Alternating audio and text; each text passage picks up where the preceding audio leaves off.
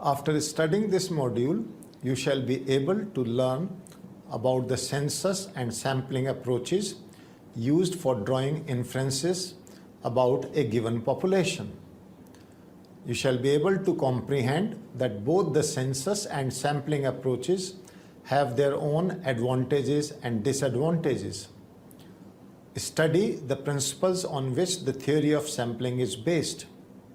You shall be able to understand the distinction between sampling and non-sampling errors and learn about the concepts of sampling with and without replacement and the number of samples that can be drawn in each case. Statistical inference is the practice of studying observed data to infer about the characteristics of the population from which the observed data have been generated. Simply put, statistical inference is the technique of forming judgments about the characteristics of a population, usually on the basis of sampling. For instance, if the Election Commission is interested in examining the perspective of the Indian people regarding the fairness in the conduct of the recent Lok Sabha elections, asking every eligible Indian voter regarding the same is not practical option. Instead, a relatively small number of people can be interviewed and inferences can be drawn about the entire country from their responses.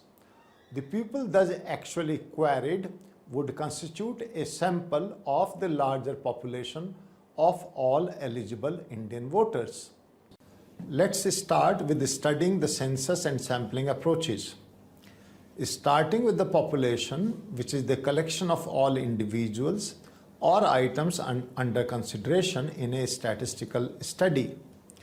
A population could comprise of countable or infinite number of objects or persons.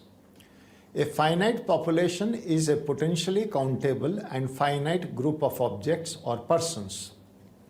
A population is called finite if it is possible to count its individuals.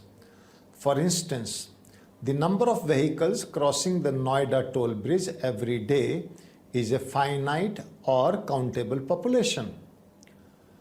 On the other hand, an infinite population is a situation in which it is not possible to count the units contained in the population. For instance, the grains of sand on Kalangut beach in Goa constitute an infinite population. Talking about sample, a sample is a group of units selected from the population used to draw valid conclusions about the larger group. The sample is a part of the larger population. We draw inferences using a sample because the population generally is too large to be studied in its entirety. Sampling is the process of selecting a subset of observations from an entire population of interest so that characteristics from the subset, which means the sample, can be used to draw conclusion or making inferences about the entire population. To draw statistical inferences, we can use sampling. For instance, if we want to draw inferences regarding the success of certain welfare policies adopted in Haryana for the rural poor, we can study the entire rural population of Haryana, which constitutes the population, or study a representative sample of the same using the census or the sample approaches. Talking about census approach, it involves a complete enumeration of the population, or in other words, it implies studying each and every unit of the population. The census method is undoubtedly required in certain cases where the entire population needs to be considered.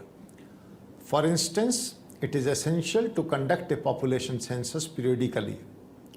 In India, the census is conducted every 10 years and information on all the persons staying in India is collected. However, conducting census surveys is a time-consuming affair as it involves counting all heads and generating information about them. Further, it requires the use of a huge amount of resources, both in terms of manpower and none involved. In certain cases, undertaking population census is impractical, but it is possible to sample from the population. As mentioned earlier, an appropriate drawn sample is a representation of the population and can be used to draw conclusions about the population. The sampling approach involves selection of a sample to represent all units from the population of interest. A sample is the subset of units of the population. Hence, it is a partial enumeration approach because it does not consider the entire population under study. In India, the National Sample Survey Organization (NSSO) conducts surveys on employment, unemployment, consumer expenditure, etc. This method, though, involves less time and money, but is suspect to sampling and non-sampling errors, no matter however accurately a sample from the population may be generated. Now we will discuss the comparison of the sampling and census approaches relative to its advantages and disadvantages. In drawing inferences about the population, the choice between the census and sampling approaches can be made on the following basis. First is time factor. Sampling requires a considerably smaller amount of time since only a part of the population is studied. Hence, with the involvement of a smaller data set, not only is the collection faster, but the analysis can also be done more swiftly. Another factor is financial and labor resources. The census method requires more resources in terms of the money and labor involved. Thus, sampling is ideal when cost constraints prohibit complete enumeration. Accuracy of results. Sampling leads to more reliable results as non-sampling errors, discussed subsequently, tend to be larger under the census method. Further, the extent of the sampling errors can also be determined under the sampling approach, but census approach is to be preferred if the cost of sampling errors is large. Moreover, census is ideal if the population size is small. Sampling is preferred if the population size is too large. Sampling is favored if the nature of measurement is destructive. For example, testing the life of an electric bulb, testing the quality of food products, etc. Now we will study some of the principles of sampling. Started from the principle of statistical regularity. According to this principle, based on the theory of probability, a moderately large number of units chosen at random from a large group are almost sure on the average to possess the characteristics of the large group or population. Next is the principle of inertia of large numbers. This principle directly follows from the principle of statistical regularity. According to this principle, as the sample size increases, the results tend to be more accurate and reliable. This is because the variations in the individual components tend to cancel each other while considering large samples. Third is the principle of validity.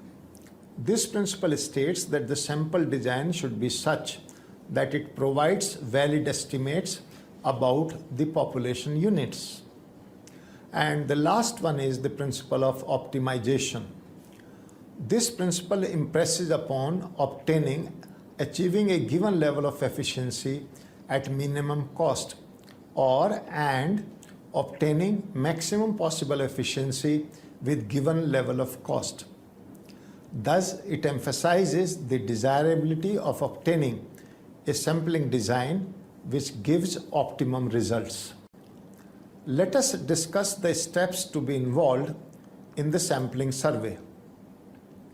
Starting from objectives of the survey, the first step in conducting a sample survey is to identify the objectives of the survey.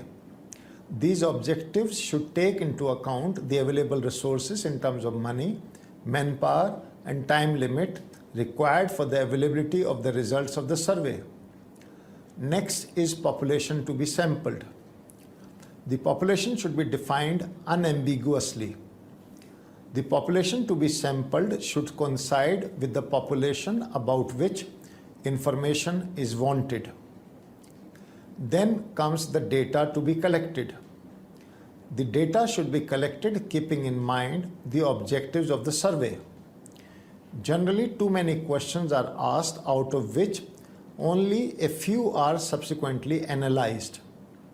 An excessively long questionnaire lowers the quality of the answers received, and thus the analysis of the study suffers.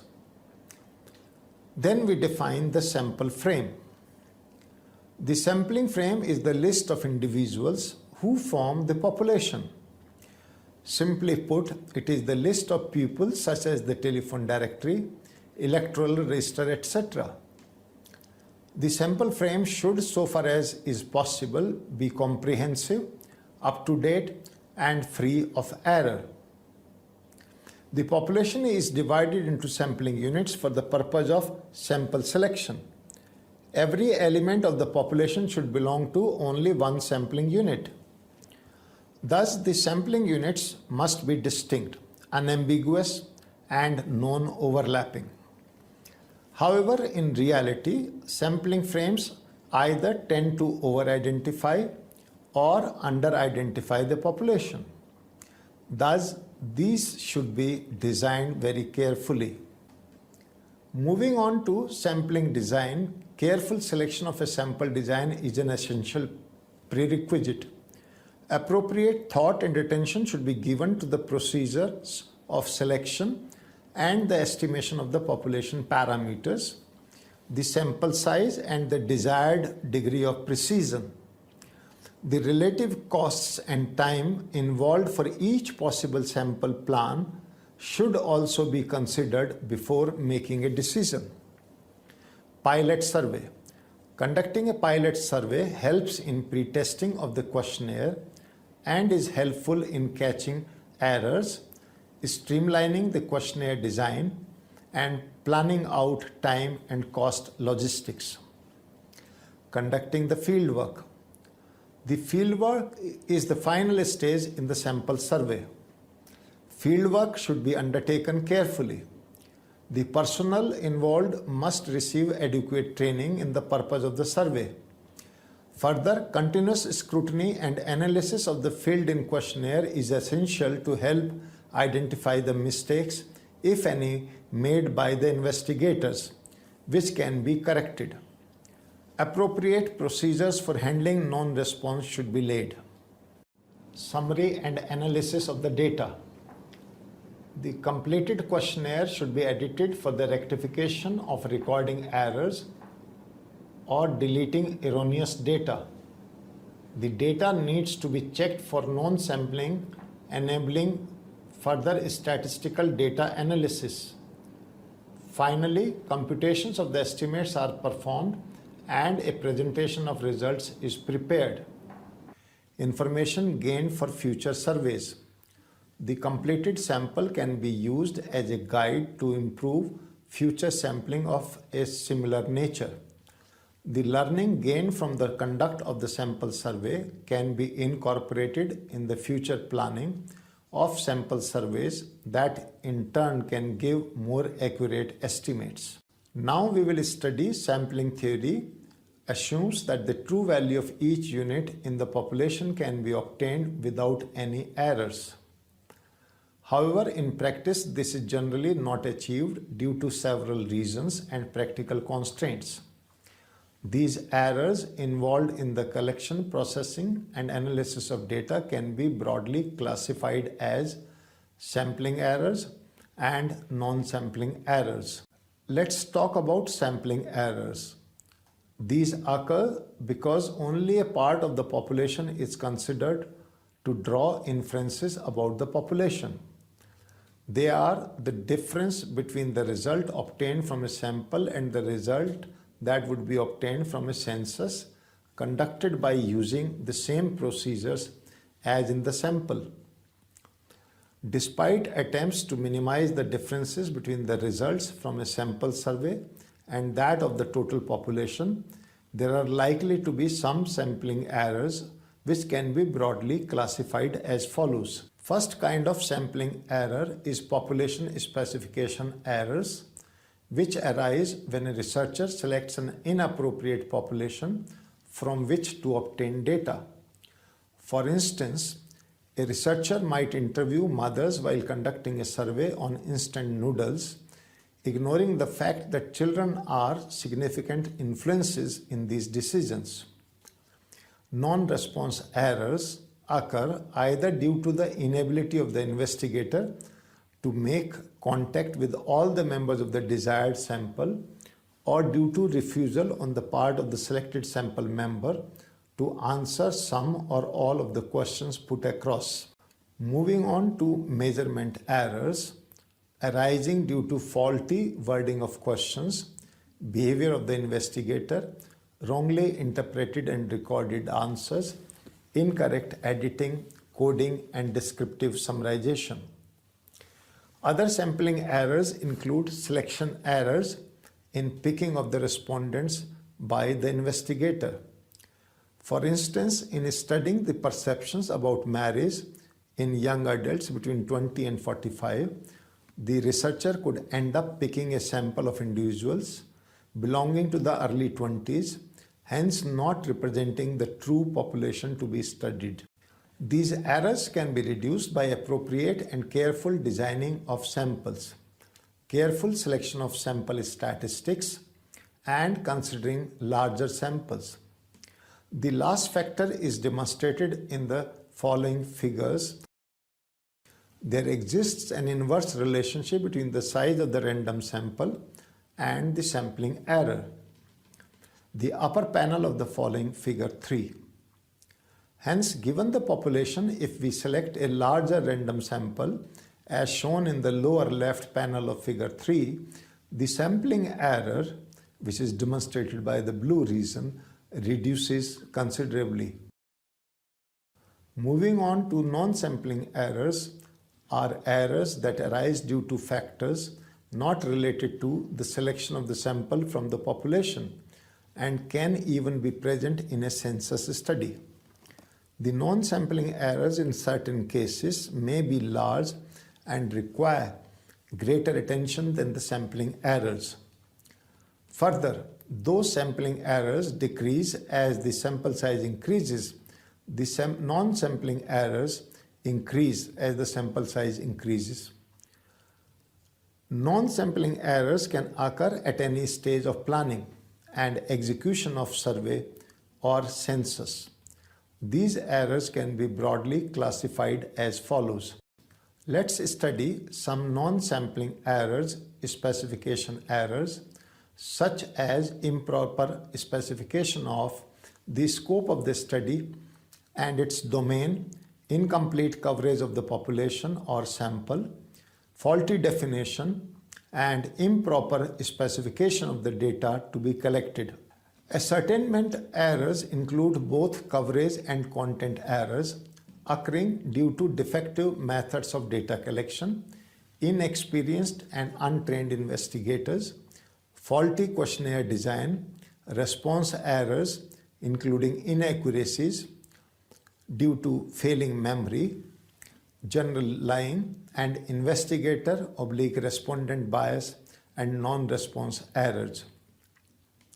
Tabulation errors such as errors in the processing the data, tabulating, printing, and publishing errors. Since non-sampling errors are generally the statistical errors caused by human blunders, it is virtually impossible to eliminate them entirely. The next concept is sampling with replacement. A sample can be drawn with or without replacement from the population. In sampling with replacement, the object once selected is placed back in the population and thus can be sampled again. The probability of selecting a specified unit of the population in any given draw is equal to the probability of its being selected at the first draw. In sampling without replacement, once an object is sampled, that object is not placed back in the population for resampling.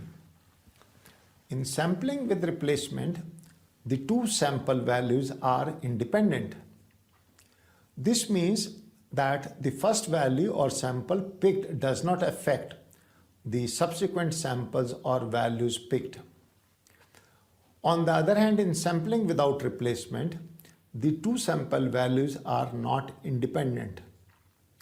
This means that the first sample picked affects the subsequent sample or values picked. Mathematically, this means that the covariance between the two sample values is zero under sampling with replacement. However, the covariance between the two sample values is not zero in sampling without replacement.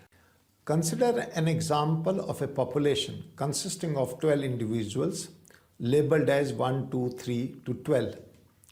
Suppose we wish to draw a sample of size 3 from the population. Now, moreover, in sampling with replacement, the individual once drawn is replaced in the population before the next draw. Hence, all individuals have the same probability of being selected, which is 1 by 12 in this case. Now, since a sample of size 3 is to be drawn, this would involve picking the first sampled individual, then the second, and finally the third. With sampling with replacement, the same individual could be sampled multiple times, and it could so happen that the sample of size 3 could comprise of the same individual being picked up thrice. Last, we will study sampling without replacements, in which the non-zero covariance depends on the population size. For very large populations, the covariance approaches zero. Thus, with very large samples, there is hardly any difference between sampling with replacement and sampling without replacement. Considering the above example again, in sampling without replacement, the individual once drawn is not replaced in the population. Hence, all individuals do not have the same probability of being selected, as the population itself becomes smaller after the selection of each sample. Now, since a sample of size 3 is to be drawn, this would involve picking the first sampled individual, then the second, and finally the third. With sampling without replacement, the same individual cannot be sampled multiple times, as the individual once picked would not be replaced in the population. Thus, the sample of 3 would comprise of 3 different individuals, and the probability of being chosen is not constant but rather varies. If the population size is n and the sample size is small n, then the number of possible samples that can be drawn with replacement is n raised to power n, capital N raised to power small n. The number of samples that can be drawn without replacement are capital N C n, or n factorial upon small n factorial into n minus small n factorial. Continuing with our earlier example, with a population size of 12, how many samples of size 3 can be drawn with replacement? How many samples of size 3 can be drawn without replacement?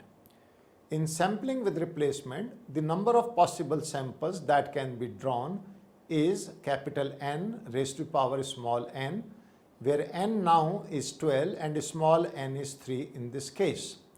Hence, 12 raised to power 3 or 1728 is the number of samples that can be drawn with replacement. In sampling without replacement, the number of possible samples that can be drawn is capital N C small n. Capital N is the size of the population, small n is the size of the sample. So now capital N is 12, small n is 3 in this case. Hence, n factorial upon small n factorial into n minus n factorial is equal to 12 factorial upon 3 factorial into 9 factorial, or 220 is the number of samples that can be drawn with replacement. Consider another example. Suppose we have a bag containing 4 balls of red, green, blue and yellow colors respectively. We are to draw a sample of size 2. The number of possible samples that can be drawn with replacement is 4 raised to power 2 or 16. The sample space is RR, RG, RB, RY, GR, GG, GB, GY, BR, BG, BB, BY, YR, YG, YB, YY. The number of possible samples without replacement that can be drawn is 4C2 or 6, and the sample space is RG, RB, RY, GB, GY, BY. Let's summarize the discussion we have done so far. Statistical inference is the practice of studying observed data to infer about the characteristics of the population from which the observed data have been generated. The population is the collection of all individuals or items under consideration in a statistical study. A population could comprise of countable or infinite number of objects or persons. The census approach involves a complete enumeration of the population, or in other words, it implies studying each and every unit of the population. A sample is the subset of units of the population. The sampling approach involves selection of a sample to represent all units from the population of interest. The steps involved in the planning and execution of a sample survey are decided on the objectives of the survey: population to be sampled, the data to be collected, defining the sample frame, deciding the sample design, conducting the pilot survey and the field work, and finally summarizing the results and collecting information for further surveys. Sampling errors occur because only a part of the population is considered to draw inferences about the population. Non-sampling errors are errors that arise due to factors not related to the selection of the sample from the population and can even be present in a census study. In sampling with replacement, the object once selected is placed back in the population and thus can be sampled again. In sampling without replacement, once an object is sampled, that object is not placed back in the population for resampling. If the population size is capital N and the sample size is n, small n, then the number of possible samples that can be drawn with replacement is n raised to the power n. The number of samples that can be drawn without replacement are capital N, C, n, small n.